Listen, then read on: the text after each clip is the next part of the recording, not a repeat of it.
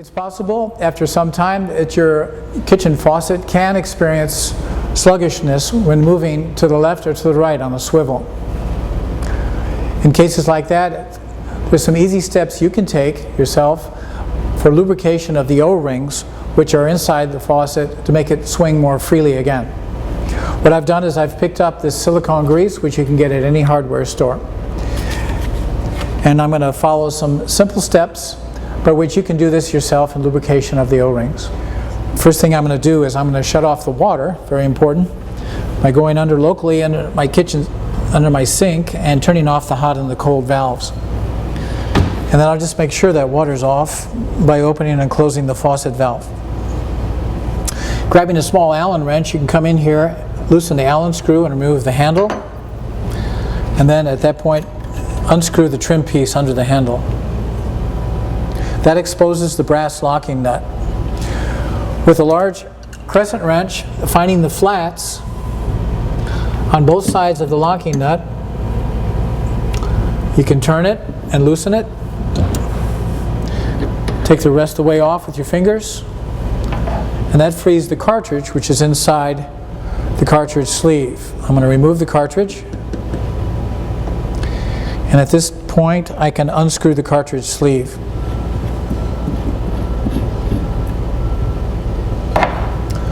Underneath, I've got this faucet body which contains the O-rings. I'm going to carefully remove the spout, set it aside, and now I've exposed the top and the lower O-rings, which allows your faucet to swivel. Those are the rings we're going to grease. Grabbing my silicone lubricant, I can now take some and run some thinly, not too much, you don't want to goop it on, around the top and the bottom O-ring. Once I have those O-rings lubricated, I'm ready to reassemble. Taking the spout, making sure that my white washer is still down below, and I have a top washer also, making sure those are still there.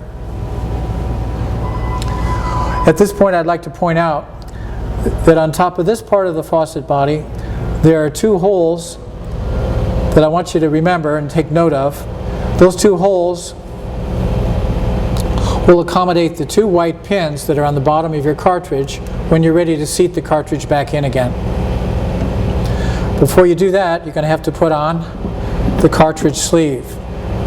Thread it on, screw it, and secure it. Now we're ready for the cartridge. Remembering the two pins, but also make sure that your gasket is in place in its groove on the bottom of the cartridge. Now you're ready to line up the pins and make sure they seat down into the holes that I showed you earlier, and you know they're in the holes if you cannot turn the cartridge. We're ready for the brass locking nut now. Screw it on by hand until you're ready to use your crescent to secure it.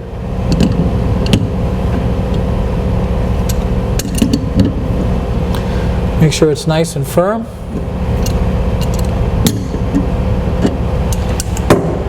I'm ready for the trim piece, which screws on, and finally the handle, which you're going to secure with your Allen wrench, with a small Allen screw. After which, you can test it and you should have free movement now with your lubricated O-rings.